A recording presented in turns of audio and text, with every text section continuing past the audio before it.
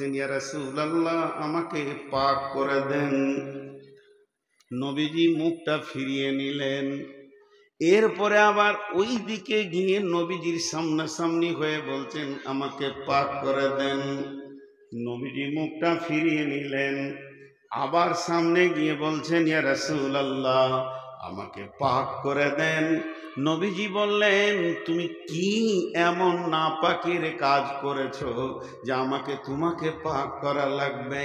মেয়েটি বলে দিলেন ও দয়ার নবী গো, যে কাজ করলে মহিলারা মা হয়ে যায়, যে কাজের কারণে মেয়েদের পেটে বাচ্চা এসে যায়, আমার দ্বারা ওই রকম অপরাধটা হয়ে গেছে।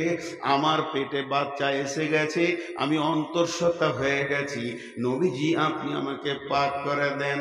বিশ্বনবী বললেন যাও তুমি ফিরে যাও, বাচ্চাটা যেদিন জন্ম নেবে সেই দিন তুমি আসবে। কচি বাচ্চা আতুর ঘর থেকে নিয়ে নবীজির কাছে গিয়ে হাজির। ইয়া রাসূলুল্লাহ এটা আমার পাপের ফল, আমি পাপ করেছি, তার ফল আমি পেয়ে গেছি, এবার আমাকে পাক করে দেন। বিশ্বনবী বললেন ফিরে যাও, কারণ মাসুম জানে না তার মা বিদায় নিতে চলেছে, আমি তার পৃথিবীর বিকল্প খাবারটাকে কেড়ে নিতে পারি না, তুমি ওকে 2.5 বছর দুধ পান করিয়ে নাও। মেয়েটি আবার চলে গেল, 2.5 বছর তাকে দুধ পান করানো হলো।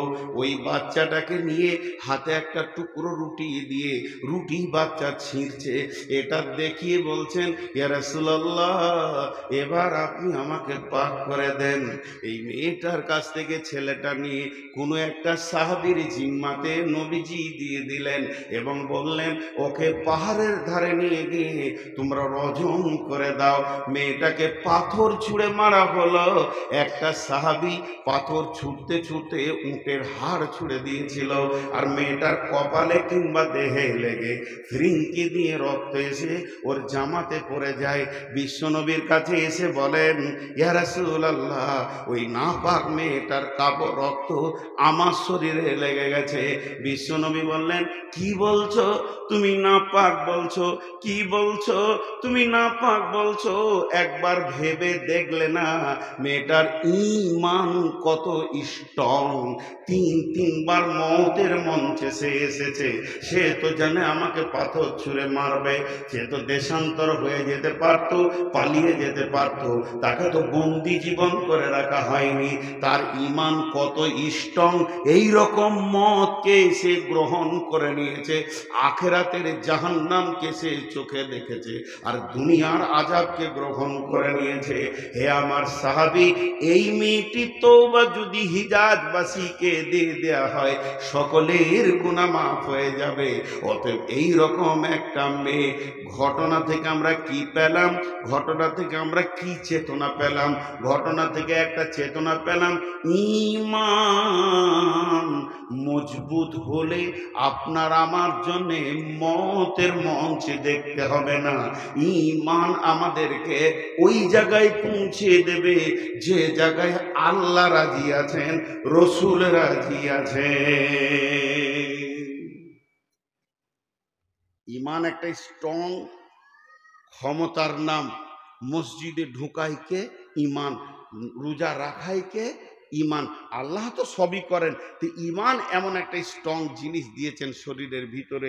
পাপ থেকে মুক্ত রাখেন কে? ঈমান। আপনি তাস খেলতে পারবেন, আমারও তো 10টা আঙ্গুল আছে, তাস খেলতে আমি পারবো না? আপনি মদ খেতে পারবেন, আমি কেন পারবো না? কিন্তু এই যে রুখে যে রেখেছে, মদের বোতলে হাত দিতে দেয়নি, তার নাম কি? ঈমান। আমার ভূমিকার অবস্থাটা শেষ হয়ে গেল, এবার আমি আয়াতে যাব। আয়াতে যাওয়ার আগে একটা উদাহরণ দিব। ক্যান্সার নামে একটা রোগ আছে পৃথিবীতে। এখন ক্যান্সারকে বিজ্ঞানীরা বলছে নরমাল অসুখ, সুস্থ হয়ে গেছে মানুষ। তারপরও বোঝানোর জন্য বলছি, একটা দেহ আর একটা ঈমান, দুটো জিনিসকে পাশাপাশি রাখছি। একটা দেহ, একটা ঈমান। ইবাদত করবে কে? দেহ। করাবে কে? ঈমান। দুটোকে পাশাপাশি রেখে বলছি। কোন একটা ব্যক্তির এই মেদেদা বাড়ি, তার ক্যান্সারের ভাইরাস হয়ে গোটা শরীর পচে ক্যান্সারের জীবাণুতে একদম গোটা দেহ তিল তিল হয়ে পোকায় ভর্তি হয়ে গেছে। ডাক্তার এরকম রিপোর্টটা হাতে ধরে বলছে হার্ডলি 2 মাস, 1.5 মাস, না হলে হার্ডলি 2 মাস দুনিয়া ছাড়বে। এর আর পৃথিবীতে কোনো মেডিসিন বিকল্প কিছু নাই যে একে কেউ বাঁচাতে পারবে। ডাক্তার বলে দিল। তার আত্মীয় স্বজন সবাই জেনে ফেলেছে, শ্বশুর কুল, বাপের কুল, মায়ের কুল, মামার বংশ সবাই জানে যে আব্দুল সালামের ক্যান্সার হয়ে গেছে, আর বাঁচবে না। ফোনে রিং যদি যেছে মেয়েদের দা থেকে তা চুমকে উঠছে, কি জানি খবর এলো নাকি যে এক্সপায়ার হয়ে গেছে। এবার 3 বার বলবো, একটা জিনিসকে ধ্যান দিয়ে শুনবেন। দেহে যদি ক্যান্সার হয় তার একটা রাস্তা, রাস্তার নাম মত, ঠিকানার নাম কবর। দেহে যদি ক্যান্সার হয় বিকল্প কোনো দুটো রাস্তা নাই, একটাই রাস্তা, রাস্তার নাম মত, ঠিকানার নাম কবর। আর একবার বলছি বোঝানোর জন্যে, দেহে যদি ক্যান্সার হয় তার রাস্তার নাম মত আর ঠিকানার নাম কবর। ঝামেলা শেষ। ইমানে যদি গাফলতি আসে, ইমানের ক্যান্সারের নাম গাফলতি, ইমানে ক্যান্সার হবে না। ইমান এমন একটা বডি, এমন একটা শক্তি যে আপনাকে আমাকে রোজা রাখাবে, গুনাহ ছাড়াবে, নেকি করাবে। এই রকম বডিতে যদি অলসতা এসে যায়, আমার আল্লাহ বলছেন ওর ঠিকানা জাহান্নাম। আর একবার বলছি, দেহে ক্যান্সার হলে ঠিকানা কবর, ইমানে অলসতা এলে ওর ঠিকানা জাহান্নাম। ইমানে অলসতা এলে ওর ঠিকানা জাহান্নাম। আচ্ছা, ওই দিকে যদি তাকাবেন তাহলে আমার বকা কি লাভ হচ্ছে? ওই ঝামেলাটা মেরেইলেন। কোনো মেয়ে কটা টাকা দেবে, ও যাবে, তো ওই দিকেই ধ্যান। ও তো টাকাটা আনতেই হবে, এটা তো দরকার আছে, মাদ্রাসাটা এমনি চলবে। তো ওদিকে ধ্যানটা যাচ্ছে কি করে? আপনাদের এত ফিলোজফি বলছি, এরপর আমি আয়াতটা শোনাবো আপনাদেরকে, আর এই মধ্যে যদি ওইদিকে ধ্যান চলে যায় তাহলে তো বিপদ পথে ভাই। সবাই একবার বলেন আস্তাগফিরুল্লাহ, জোরে বলেন আস্তাগফিরুল্লাহ, নারে তাকবীর। আবার বলছি, দেহে যদি ক্যান্সার হয় তার ঠিকানা কবর, ইমানে যদি অলসতা আসে ওর ঠিকানা জাহান্নাম। ইমান এমন একটা শক্তি, একে ক্যান্সার কাবু করতে পারে না, করোনা কাবু করতে পারে না, জ্বর সর্দি কাবু করতে পারে না। কিন্তু অলসতা নামে যে বস্তুটা পৃথিবীতে এসেছে, কারোর ভিতরে যদি ইমানে অলসতা চলে আসে ওর ঠিকানা জাহান্নাম। এবার আয়াত পড়ছি, বিসমিল্লাহির রহমানির রহিম। ওয়ালাকাদ জারানা লিজাহান্নামা কাসীরাম মিনাল জিন্নি ওয়াল ইনসি লাহুম কুলুবুন লা ইয়াফকাহুনা বিহা ওয়া লাহুম আয়ুনুন লা ইবসিরুনা বিহা ওয়া লাহুম আযানুন লা ইয়াসমাউনা বিহা উলাইকা কালআনআম বাল হুম আদাল উলাইকা হুমুল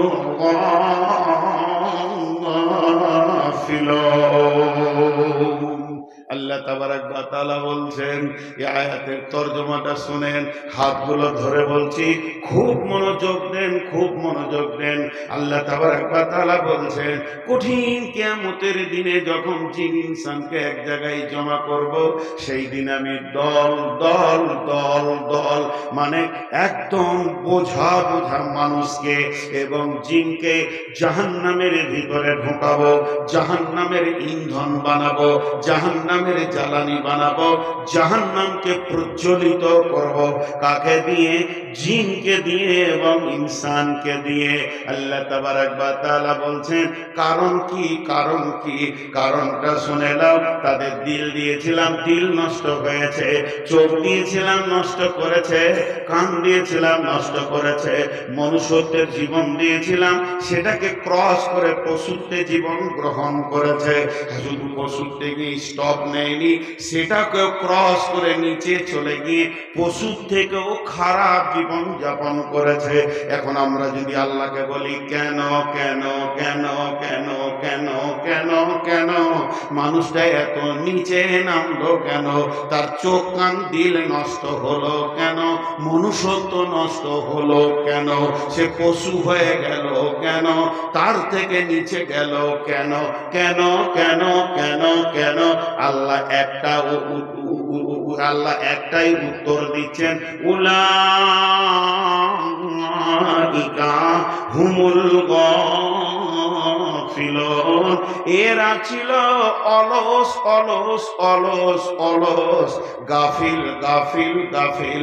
আল্লাহ তাবারাক ওয়া তাআলা বলছেন, গাফলতি এত ভয়ানক অসুখ, গাফলতি এত ভয়ানক রোগ, মানুষকে জাহান্নাম নিয়ে চলে যায়। ক্যান্সার অত ভয়ানক নয়, ক্যান্সার আপনাকে কবরে নিয়ে যাবে, তার থেকে বেশি নিয়ে যেতে পারবে না। আর অলসতা আপনাকে জাহান্নামে নিয়ে যাবে। অতএব বন্ধুরে, অলসতা হচ্ছে ক্যান্সারের থেকেও খারাপ। খুব মনোযোগ দেন। মাদ্রাসার কালেকশন হচ্ছে, দেখার কি দরকার আছে? আপনাকেও তো দিতে হবে। আমি যে এখানে কথাগুলো বলছি, এগুলো কলেজ থেকে পড়ে এসে বলিনি, মাদ্রাসা থেকে পড়ে এসে বলছি। তো এই অলসতার সম্পর্কে দুটি কথা খালি বলবো। একটা নোংরা কথা বলছি, নোংরা বাজে কথা, যে কথাটাতে জুতো মেরে দিলেও অসুবিধা নেই। চুরি, চুরির মতো সমাজে নোংরা কাজ কিছু নাই। যদি কেউ মনে করে চুরি করব, আর যদি অলস হয় তো চুরি করার মতো কাজটাও করতে ধরা খাবে। অলসের দ্বারা কোনো কাজ হয় না। এখন একটা ফিলোজফি বলবো, এটা বুখারীতে নাই, মুসলিমে নাই, আবু দাউদে নাই, তিরমিজিতে নাই, নাসাইতে নাই, কোনো হাদিসে নাই। রসুলও বলেননি, আল্লাহ বলেননি। বলছে কে? ইসলামী দার্শনিকরা বলছেন। একজন বিখ্যাত দার্শনিক বলছেন, এই তুই মোবাইলটা নিচে নামা, এই তুই মোবাইলটা নিচে নামা, মোবাইল তুলবি তো তোকে একদম তোর আঁতুড়ি বের করে নেব। বারবার লাইটটাকে জ্বালছিস। তো ধ্যান দেন, মনোযোগ। উনি কি বলছেন? শয়তান নামে যে পৃথিবীতে একটা দুশ্মন আমাদের এসেছে, কোরআন বারবার বলেছে, ইন্না শাইতানা লিল ইনসানি আদুব্বুম মুবিন।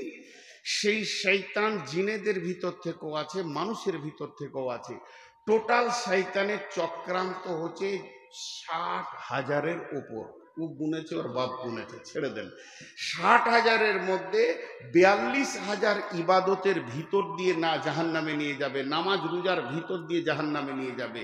আর 48,000, আবার 12,000, 48,000 জাহান্নামের মানে ইবাদতের ভিতর দিয়ে মানুষকে জাহান্নাম নিয়ে যাবে। আর 12,000 ইবাদত না করিয়ে জাহান্নাম নিয়ে যাবে। ইবাদত করে মানুষ জাহান্নাম যাবে বলে? হ্যাঁ যাবে। কোরআনে বলছে ফাওয়াইলুল লিল মুসাল্লিন, অয়েল জাহান্নামে যাবে নামাজিরা। জি কেমন? আল্লাহ বলছেন, বিসমিল্লাহির রহমানির রহিম লাইসাল বিররা আন তুওয়াল্লু উজুহাকুম কিবালাল মাশরিকি ওয়াল মাগরিবি। আল্লাহ বলছেন পূর্ব পশ্চিমে সাজদা করে দেওয়ার নাম ইমানদারি নয়। তার কারণ রসুলের জামানায় যতগুলো মুসলমান ছিল তার থেকে মুসাল্লি বেশি ছিল। যদি রসুলের জামানায় 1000 মুসলমান ছিল তো 1200 মুসাল্লি মসজিদে ছিল, তাহলে মুসলমানের থেকে মুসাল্লি বেশি কি করে হলো? তার একটাই কারণ হচ্ছে মুনাফিকরাও নামাজ পড়তো। মুনাফিকদের চেহারা চরিত্র উঠা বসা লেনদেন। আমাদের মুনাফিকরা আমাদের যারা মুসলমান দাবি করে এরা তো 5 ওয়াক্তের নামাজ পড়ে না। আর নবীজি জামানায় যারা মুনাফিক ছিল তাদের তাহাজ্জুদের নামাজ কোনোদিন কামাই ছিল না। এত ধীরে সুস্থে নামাজ পড়তো, বিশ্ব নবী পর্যন্ত বুঝতে পারেনি এটা মুনাফিক। ওহির মাধ্যমে বলা হয়েছে এই দলের ভিতরে অমুক অমুক অমুক অমুক অমুক ইসলামের বিরুদ্ধে রয়েছে। মুনাফিক কত ডেঞ্জারাস! আল্লাহ কাফের মুশরিককেও মাফ করতে রাজি আছেন যদি কেউ খালেস তওবা করে, মাফ করেন। কিন্তু মুনাফিক এমন একটা, বিশ্ব নবী মুনাফিকের জানাজায় গেছিলেন, কারণ বশত গেছিলেন। তারপরও আল্লাহ বললেন হে আমার নবী তুমি 70 বার যদি জানাজা পড়ো আমি কবুল করব না। আর মুনাফিকের জন্য বলেছেন ফিদ্দার ইন্না মিনাল মুনাফিকিনা ফি দারকিল আসফাল। এই আল্লাহ বলছে যারা মুনাফিক হবে তারা জাহান্নামের একবারে নিচে থাকবে। এরকম মুনাফিকরাও সেদিন নামাজ পড়েছেন। অতএব বন্ধু, বেশ কিছু পৃথিবীতে ডেঞ্জারাস মানুষ আছে যারা ইবাদতের ভিতর দিয়ে জাহান্নাম যাবে। আপনি খেয়াল করে দেখেন, গ্রামের মধ্যে ভালো লোক, মাথায় টুপি, সুন্নতের লেবাস, সুন্নতের দাড়ি, ইমামের পেছনে দাঁড়ায়, 5 ওয়াক্তের নামাজ পড়ে, আর লোকটা দেখে মনে হবে আল্লাহর ওলি। ওর জ্বালাতে গোটা গাঁ জ্বলে গেছে, পাড়া জ্বলে গেছে। আল্লাহ বলছে তুই টুপি দাড়ি দিয়ে বিশ্বকে ধোঁকা দিতে পেরেছিস, আমার চোখে তুই একটা বাজে মাল হয়ে আছিস। অতএব শুনেলে মুনাফিকি হালাতে তোর মত যদি হয় তোর জানাজা তো কবুল হবেই না, তোকে জাহান্নামের নিচে চলে যেতে হবে।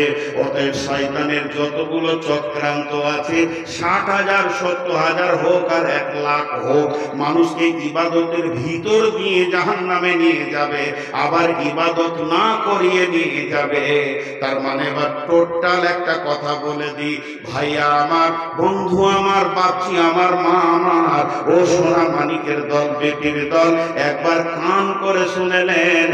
শয়তানের ইনজেকশন, শয়তানের ভ্যাকসিন, শয়তান যে ইনজেকশনটা দিয়ে মানুষকে পাপের দিকে নিয়ে যায়, ওই ইনজেকশনটার নামই হচ্ছে অলস। আল্লাহ কোরআনে বলেছেন উলাইকা হুমুল গাফিলুন, অলস মানুষকে জাহান্নাম নিয়ে চলে যাবে।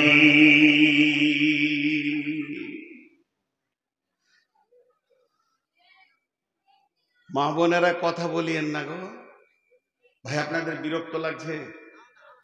হাদিসটা পড়ব, দেখবেন তখন কি কি তথ্য কথা আছে এর ভিতরে। এখন একটা মজার কথা আপনাদেরকে শোনাই। অলসতা কি ডেঞ্জারাস জিনিস! কোরআন বলছে তাদেরকে জাহান্নামে নিয়ে গেছে অলসতা। অলস মানুষকে সফলতা দেয় না। বিধায় অলসতা থেকে আমাদেরকে দূরে হতে হবে। অলসতা আস্তে আস্তে নিয়ে চলে যাচ্ছে খারাপের দিকে। একটা উদাহরণ দিই। একটা রোগী ডাক্তারখানা গেল, আপনারা আমার সঙ্গে মনোযোগ দেন। একটা রোগী ডাক্তারখানা গেল, ডাক্তার জিজ্ঞেস করলো কি হয়েছে? ছোট কথা, কি হয়েছে? রোগী কি কি বলছে আমার দিকে গুনবেন আপনারা, আমি জিজ্ঞেস করব কটা বলল। রোগী বলছে ঘুম হয় না, ঘন ঘন পেচ্ছাপ, খেতে ভালো লাগে না, এনার্জি লস, মাথা চক্কর দিছে। কয়টা বললো? আরেকবার বলি, ঘুম হয় না, ঘন ঘন পেচ্ছাপ, মাথা চক্কর দিচ্ছে, এনার্জি লস, খেতে ভালো লাগছে না। কয়টা বললো? ডাক্তার একটা বলছে সুগার। ডাক্তার কটা বললো? রুগী বুঝে নিল এই যে কি মাস্তান আমার ভিতরে ঢুকেছে, ও একাই পাঁচখানা কাজ করছে। বুঝে এলো? জোরে বলেন, বুঝে এলো? যে বডিতে সুগার ঢুকে যাবে পাঁচখানা টাওয়ার ধরবে ও। কারণ আমি সুগারের আজকে 12-14 বছরের রুগী। সুগার যেন ভিতরে মাস্তানের মতো ফুটবল খেলবে, ভলি খেলবে, ক্রিকেট খেলবে। সুগার যেন কবাডি খেলবে, হাডুডু খেলবে, দেহটাকে নিয়ে ওকে পাঁচখানা কাজ করবে। আল্লাহ তাবারক ওয়া তাআলা বলছেন এটা তো দেহের ভিতরে করবে রে বন্ধু, কিন্তু যে ইমানের ভিতরে অলসতা ঢুকে যাবে, যে ইমানের ভিতরে অলসতা ঢুকে যাবে, চোখকে বন্ধ করবে, কানকে বন্ধ করবে, দিলকে নোংরা করবে, ওকে মানুষ থেকে বের করে পশুর জগতে নিয়ে চলে যাবে, পশুর থেকেও খারাপ জায়গাতে পৌঁছে দেবে। শেষকালে লোকটা জাহান্নাম যাবে। অলসে যখন সুগারে যখন কিডনি নষ্ট হবে, পাঁচটা খেলতে খেলতে শেষকালে কবরে নিয়ে যাবে। আর এই লোকটাকে শেষকালে অলস জাহান্নামে নিয়ে যাবে। এবার চলে না একটা পরিবার একবার বিসমিল্লাহির রহমানির রহিম। ওয়ালাকাদ জারানা লিজাহান্নামা কাসীরাম মিনাল জিন্নি ওয়াল ইনসি লাহুম কুলুবুন লা ইয়াফকাহুনা বিহা ওয়া লাহুম আ'য়ুনুন লা ইবসিরুনা বিহা ওয়া লাহুম আযানুন লা ইয়াসমাউনা বিহা উলাইকা কাল আনআম বাল হুম আদাল উলাইকা হুমুল গাফিলুন। আল্লাহ বলতে সূরা লাও, এই দল দল জিন আর ইনসানকে আমি জাহান্নামের লোকলি বানাবো, তাদেরকে দল দল আগুনের ভিতরে ভরবো, জাহান্নামের ইন্ধন বানাবো, জ্বালানি বানাবো, জাহান্নামকে দাও দাও করে তাদেরকে দিয়ে জ্বালাবো। কেন? তাদের দিল দিয়েছিলাম, দিল নষ্ট হয়েছে। তাদের কান দিয়েছিলাম, শ্রবণ শক্তির ক্ষমতা দিয়েছিলাম, তারা হককে শুনেনি, বেহক শুনতে পেয়েছে। তাদের দুটি চোখ দিয়েছিলাম, তারা রাস্তা দেখতে পায়নি, বেরাস্তা দেখেছে। শুধু নয় নয়, তারা এই পশুদের জীবনে চলে গেছে। পৃথিবী সেরা বানিয়েছিলাম, জিনের থেকেও দামি, গরু ছাগল হাঁস মুরগির থেকে দামি, ইভেন ফেরেশতা থেকেও দামি মানুষ, এত দামি বানালাম।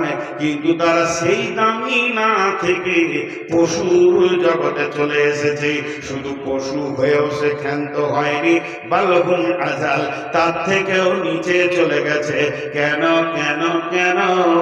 উলাইকা হুমুল গাফিলুন।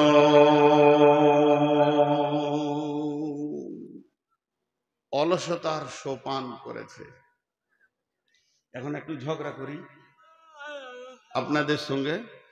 কি হলো? খুব ঘুম পেয়েছে নাকি? হ্যাঁ, অলসতার ট্যাবলেটটা দিব। এখন একটু ঝগড়া করি, ধ্যান করে শুনবেন। আমি একার, আপনারা সবাই। ঝগড়াটা কি করব খুঁজে বার করি। আমি আপনাদেরকে বলছি আপনারা গরু। এবার কত রাগ হচ্ছে বলেন তো? কত বড় শহরে বর্ধমান থেকে এসে এত লোকে গরু বললে, তখন আপনার ওখান থেকে বলছেন মারা তো যাবে না, মেহমান মানুষ। তো ওখান থেকে একজন ফট করে বলছে তাহলে তুই কুত্তা। কেমন ঝগড়া শুরু হলো? এখন আমাকে কুত্তা বলেছে, আমার আর রাগ থাকছে না, তাহলে তোরা গাধা। এতক্ষণ তো হালাল প্রাণী বলছিলাম, এবার হারাম বলে দিলাম। তখন ওই দিক থেকে একজন ফাঁকে থেকে মাথা নামাকে বলছে তুই শুয়ো। ঝগড়াটা তো ভালোই চলছে। এখন আমি বলতে চাইছি, কেউ কারো উপরে কমন করব না। ঈশ্বর, ও গাধা, ও বিড়াল, ও ছুঁচা, ও ইঁদুর, আমি আপনাকে বলবো না, আপনি আমাকেও বলিয়েন না। ঝগড়া মিটে গেল। একটা কষ্টি পাথর দিব আপনাদের হাতে, ওই পাথরটা এরকম চামড়াতে মারবেন। খসখস খসখস খসখস করে মারবেন। যখন স্বর্ণকার ওটা কোনো মেটেরিয়ালসে মারে, স্বর্ণকারকে পাথর বলে দেয় এটা সোনা, এটা রাং, এটা তামা, এটা কাঁসা, এটা পিতল। এটা ভুলবশত নিয়ে চলে এসছে রূপো মনে করে, আসলে এটা ইমিটেশনের মাল। তাহলে ওই পাথরটা আপনাদের হাতে আমি দিই। এখন সবাই পাথরটা নিব, কে কে নিব না হাত তুলি। হ্যাঁ, চালাক মাল আছে মেয়েদের, দেখো নদীর ধারে বাস করলে কি হবে। আমিও বিয়ে করেছি নদীর ধারে, এরকম বাঁধের ধারে আমার শ্বশুর বাড়ি। দুতলায় বসে থাকলে বাঁধের লোক আমার সঙ্গে কথা বলে। নদীর ধারে মানুষ খুব ভালো হয়, আর এরা ফসল খুব টাটকা খেতে পায়। মানে আমার শ্বশুর বাড়ি হচ্ছে বোলপুরের কাছে, অজয় নদীর ধারে বাড়ি আমার, ভাঙন ধরা অজয় নদীর ধারে। তো কোষ্টি পাথরটা আপনাদেরকে দিই, নেবেন তো সবাই ইনশাআল্লাহ? জোরে ইনশাআল্লাহ বলে না, নেবেন তো ইনশাআল্লাহ? আর নিজের নিজের চামড়াতে ঘষবেন। তো পাথরটা কি বলবে জানেন? আপনার কানে গিয়ে আস্তে করে বলবে তুই মানুষ, আবার বলবে তুই শুয়োর, আপনাকে বলে দেবে তুই কুত্তা। দেখেন নিজে নিজে হবে এবার। বিসমিল্লাহির রহমানির রহিম। মাসালুল লাযীনা কাফারু কামাসালিল লাযীনা ইয়ানঈকু বিমা লা ইয়াসমাউ ইল্লা দুআ ওয়া নিদাআ সুম্মুম বুকুমুন উময়ুন ফাহুম লা ইয়াফকাহুন। জি আরেকবার বলছি আয়াতটা, সূরা বাকারার আয়াতটা আছে বন্ধু আমার। মাসালুল লাযীনা কাফারু কামাসালিল লাযীনা ইয়ানঈকু বিমা লা ইয়াসমাউ ইল্লা দুআ ওয়া নিদাআ সুম্মুম বুকুমুন উময়ুন ফাহুম লা ইয়াকিলুন। লা ইয়াকিলুন আছে, আগেরটা ভুল বলেছি। তো এতে কি বলছেন তর্জমাটা শুনেলেন? ওই কাফেরদের মিশাল ওই লোকেদের মতো, ওই কাফের বেঈমানদের মিশাল ওই লোকেদের মতো যাদেরকে তার প্রভু মুনিব মালিক দূরে ডেকেছে নেদা দোয়া, কাছেও ডেকেছে শুনেও শুনেনি, দেখেও দেখেনি, বুঝেও বুঝেনি, প্রকৃত পক্ষে ওর বোধ ক্ষমতা নাই। বুঝেল কি? ক্লিয়ার হলো না? তাহলে তর্জমাটা আর একবার বলি। ওই কাফেরদের বিশাল ওই লোকেদের মতো যাদেরকে তাদের মাবুদ দূরে ডেকেছে কাছে ডেকেছে, শুনেও শুনেনি, বুঝেও বুঝেনি, দেখেও দেখেনি, প্রকৃত পক্ষে তাদের বোধ ক্ষমতা নাই। ক্লিয়ার হলো না? এবার একটা উদাহরণ দিব তো ক্লিয়ার হয়ে যাবে। খুব মনোযোগ, উদাহরণটা খুব মনোযোগ। কি? রাখালকে গরু চড়াতে দেখেছেন? এ যুগে তার নাই, এক যুগে খুব ছিল। রাখাল নদীর ধারে গরু চড়াচ্ছে, 20খানা গরু ওর চড়ছে, আর ও একটা বরগাছের ছায়াতে বসে বাঁশি বাজাচ্ছে, আনন্দ করছে, গান করছে। ওর একটা গরু লাল লাল টমেটোর দেখতে পেয়েছে আপনার গ্রামের মাস্টার সাহেবের জমিতে, বেড়া দেওয়া আছে, টমেটোর ঝুলছে। গরু তো ওকে ওটা খেতে মন গেছে, তো শিঙে করে বেড়া খুলছে, ঢুকবে, টমেটোর খাবে। পেছন থেকে রাখাল ডাক দিয়েছে, ওই ঘোর। গরু কি কলেজে পড়ে এসছে? ঘুরবে? ঘুরবে? ঘুরলো না। ওই রাখালের একটা ছেলে, এই বছর 6-7 ছেলে, ওই লাল টমেটোর দেখে ওকে লোভ লেগেছে, ও বেড়া খুলছে, ঢুকবে, পেছন থেকে ওর বাপ ডাক দিয়েছে, ঘুরবে কি ঘুরবে না? যারা বলেন, কোরআন বলছে দুটোর মধ্যে পার্থক্য কি? গরুটার দিল আছে, ওরও দিল আছে। গরুটার মিজাজে লোভ এসেছে, ওরও মিজাজে লোভ এসেছে। গরুটার কান আছে, চোখ আছে, গরুটা যতটা টমেটোর যে পরিমাণে দেখছে, ছেলেটাও ওই পরিমাণে দেখছে। গরুটার কান আছে, পেছন দিক থেকে যে আওয়াজটা এলো যতটা পরিমাণে ছেলেটা শুনেছে, অতটাই পরিমাণে গরুটা শুনেছে। তাহলে গরুটার পা আছে, মাথা আছে, ছেলেটারও পা আছে, মাথা আছে, দুইজন কিন্তু এক। কিন্তু এই আওয়াজটা কার? এই বোধ ক্ষমতা গরুটার নাই।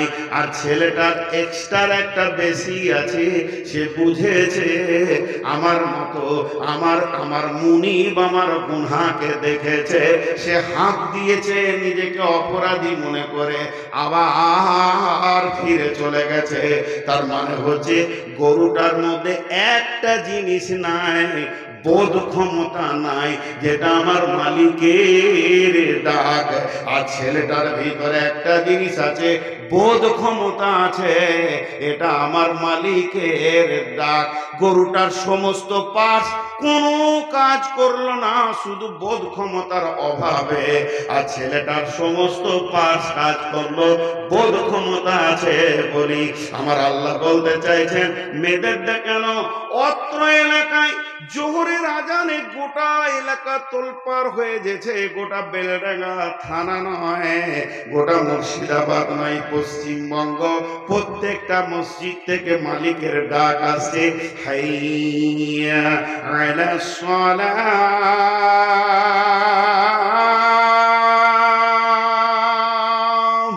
এই ডাক শোনার পর যতজন এসে মসজিদে উবুর হয়ে পড়ছে, মাবুদের ডাক শোনার পর, মালিকের ডাক শোনার পর, গুনহার ময়দান থেকে রিটার্ন হয়ে এসে মসজিদে সাজদায় পড়ছে। এরাই হলো আল্লাহর কাছে মানুষ। আর যতজন মাবুদের ডাক শুনে ফিরে আসতে পারে না, এরাই হলো শূকর কুকুরের থেকেও খারাপ।